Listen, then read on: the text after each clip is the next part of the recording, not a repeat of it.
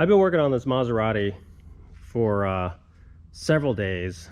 Oh, it's lasting into weeks. And, you know, again, it's kind of explaining to me why I don't like to work on things I don't normally do. Now, you know, some people might say that's lazy, you know, you're not challenged, all sorts of stuff. And, you know, but the issue here is it's like just learning about something and then have to figure out somebody else's issues. You know, I work on Ferraris, vintage Ferraris, which have enough hands in them, so half the time I'm always trying to figure out like what someone else had done.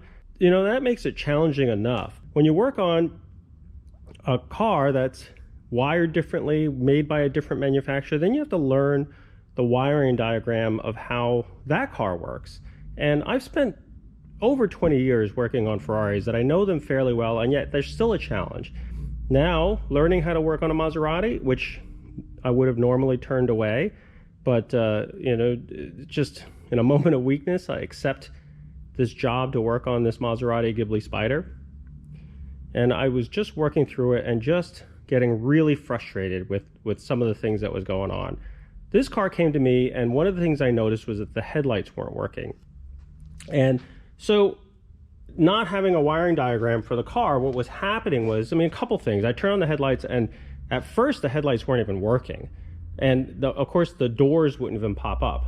So I went and first found that the switch itself was a little finicky. So managed to get the headlights to turn on, but again, the buckets or the pop-up headlights wouldn't come up. So that sent me down the rabbit hole of trying to figure out why. And when I went to touch the motor or looked at the motor, it was something wasn't right with it. I mean, it seemed something was, it seemed like it was overheated. So I couldn't even test the doors until I took the motor out. And when I looked at the motor, it had somehow just burned itself out. I mean, the inside was just charred and overheated, and there was no way that it was going to work. And so what I did was I you know, first found a motor that I had. Luckily, these cars come, or luckily or unluckily, these cars come with a 3-wire motor of which it changes the field as well as the polarity on the motor to go in 2 different directions. Kind of like an overcomplicated, you know, overcomplicated motor for what it needed to do. And luckily, I had another one, because the only other way to do it is to change it over to a 2-wire motor, which required that you put, you know, a bunch of relays in and change the way it's actually wired, which I really didn't want to do. I just didn't want to change more. At first, I couldn't even make sure that the rest of the wiring was done correctly. So I wanted to at least get a motor in here so I could confirm the motor would work, or at least the mechanisms was working. So I took one of my old motors that worked and installed it, swapped it out. So now I could hotwire the motor to go up and down.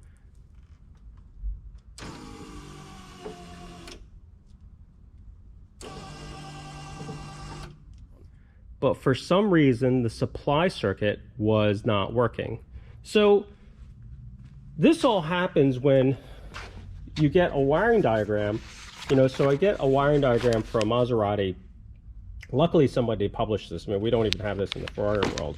But this gentleman, I guess his name is C. Growth, had published this in 1996, or at least was kind enough to go through each page of the schematics and wire it through, which is great. I mean, a great resource. I mean, again, like I said, I don't think anybody's actually done this with Ferrari. Although the Ferrari wiring diagram, as little as they are, they still explain quite a bit. So, you know, now I have to learn about wiring, or I have to learn about the Maserati wiring diagram, which I find out that the wiring diagrams between a Maserati 4.7 and a 4.9 are different. So they switched from toggles to rockers between 4.7 and 4.9, or at least somewhere in that range.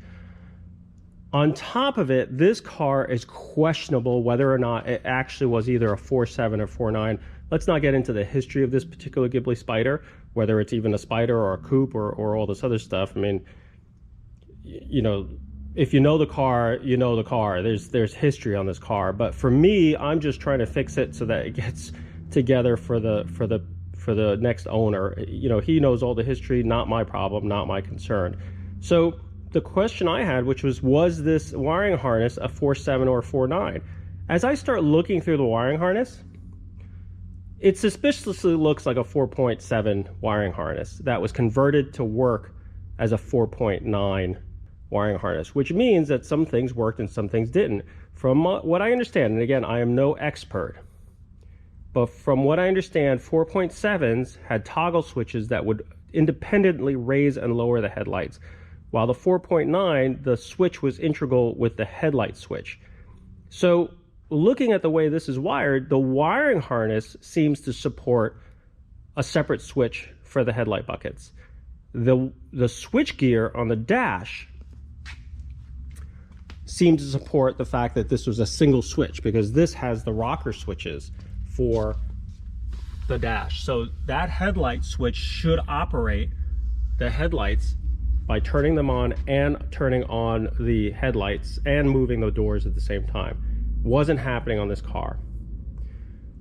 So where do you go from there? So the only thing I could possibly think of doing was just manually tracing the wires through the car.